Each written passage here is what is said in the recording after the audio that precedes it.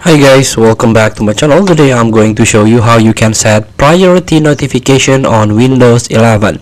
So if you want to add a priority in certain apps, in some apps or one of your important apps, you can access settings first. You can click start icon and click on settings.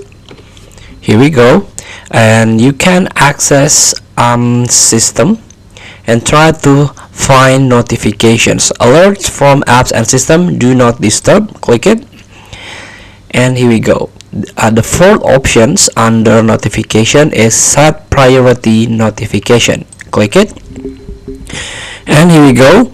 You can choose which notification are allowed while do not disturb is on. All others will remain in notification center. Alarms and important app notification are not affected by this setting. So here you can try it. By default, calls and reminders is thick.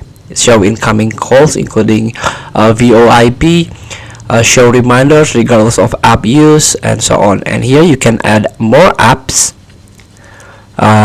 beside clocks, game bar, and so on. Just click add apps and choose one of the apps or some apps that you need set priority notification.